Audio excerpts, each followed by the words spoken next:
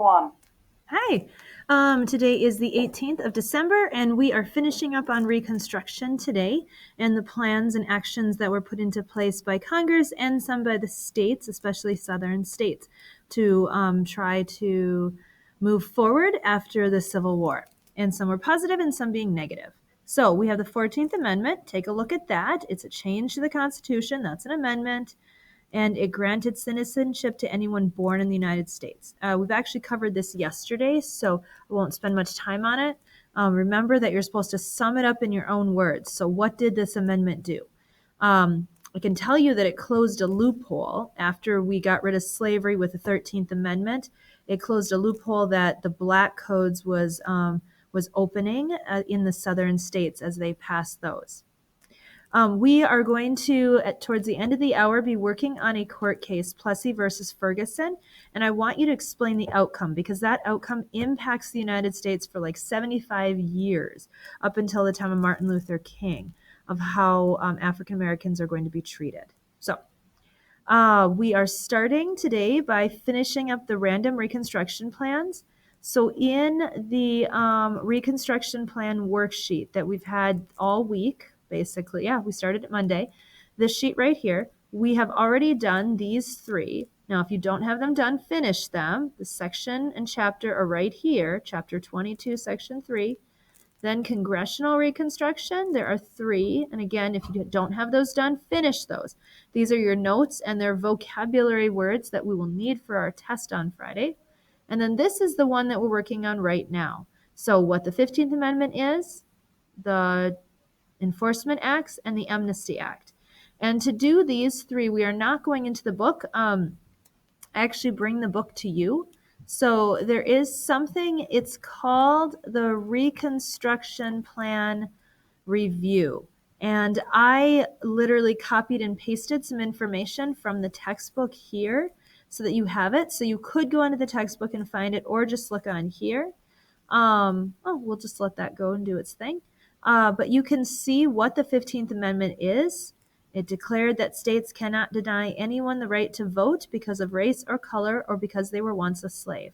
So I want you to sum this up and put that in your Reconstruction plan, your action page. And then do you think that was good or bad for freedmen? Okay, think about that, what that did. This also closed another loophole that southern states were using to deny African Americans the right to vote. So saying that they're citizens, but, not voting citizens. Then the Enforcement Acts of 1870 and 1871. This was laws that were passed to stop violence against African Americans. And one of the groups, there were two groups really responsible for violence against African Americans. It was the KKK, which is the Ku Klux Klan, which is a picture here of them. They were a secret group that used a lot of violence to ensure that people did what they wanted to.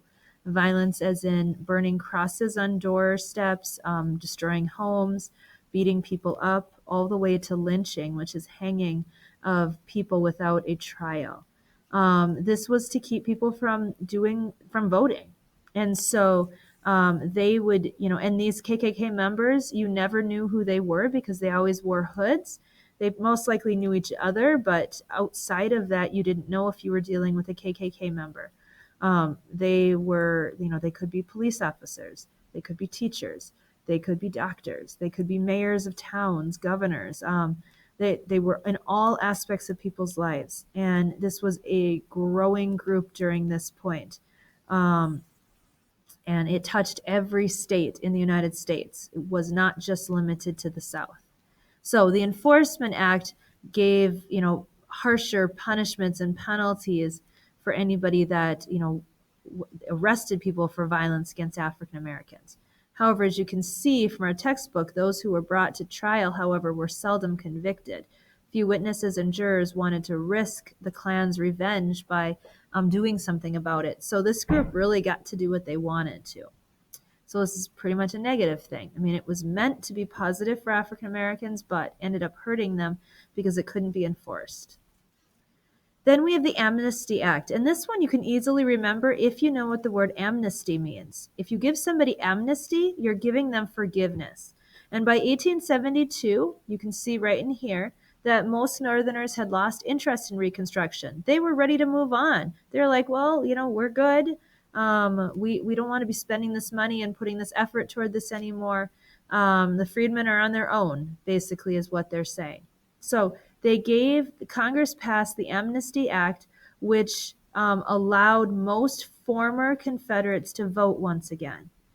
And so then this is what happens because of that. Because they're now able to vote, the Democrats, the party that had been in favor of slavery, or at least letting it continue, regain control in all but 3 states in the South, and Republicans just barely hung on to control and supporting and protecting African Americans. So once the Democrats get back in power, it pretty much goes back to business as usual. And then this locks African Americans in a second-class citizen position, even though there are laws to protect them and that they have rights. But if nobody is there to enforce them, nothing's going to happen. So this basically starts the downhill slide for Reconstruction. So African Americans don't really end up any better than they were before. Very unfortunate, which then leads into the next thing, which is Plessy versus Ferguson. This is a Supreme Court case. I'm not sure yet if it's going to pull up. This is a Supreme Court case, and there's going to be a short video to watch on it. But first of all, I had everybody take a look at this picture and identify what's different about these 2 drinking fountains. Take a moment, pause me, and do that.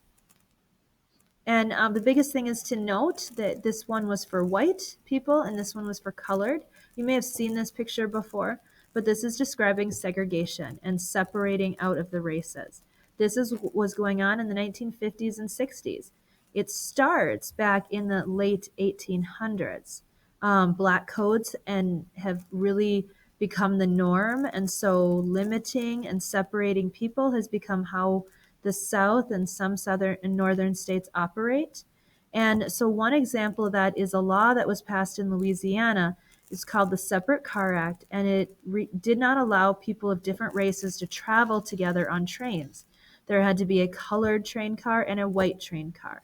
And this was one of many forms of segregation. They were starting to separate all sorts of things between the races. And the people involved, we have Homer Plessy. He's a shoemaker who is 1/8 black, so he's considered colored, African American.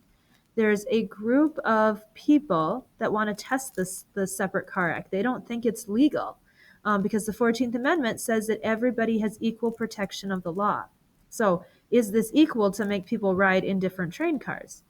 And then the East Louisiana Railroad Company, the people who own the railroad company, want to get rid of it because it requires them to have 2 train cars when they only would need 1. Ferguson is the judge in Louisiana, and then, of course, the Supreme Court in this Supreme Court case. So the incident, you can read through that. I also have in Schoology a video for you to watch, and that is located right down here, Plessy versus Ferguson, separate but equal ruling. And you can listen to that to hear the court case, what was going on, and then what was decided. And the biggest thing I want you to take away from this is that, and I'll show you what that looks like. So that looks like this, Plessy versus Ferguson summary. And then you can also look at this one, the Plessy versus Ferguson. And at the end, this one is going to mention the idea of separate but equal, that the Supreme Court will decide that it is perfectly fine for there to be separate facilities, separate train cars for blacks and whites. Maybe I won't get that up. Okay, it's just not responding. That's okay. Separate facilities for blacks and whites, that there has to be a train car for whites, there has to be a train car for blacks, and as long as they are separate, that's okay.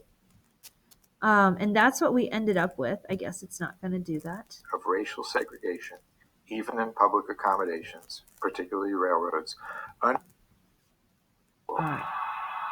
So that's what I was trying to get to, this idea of separate but equal.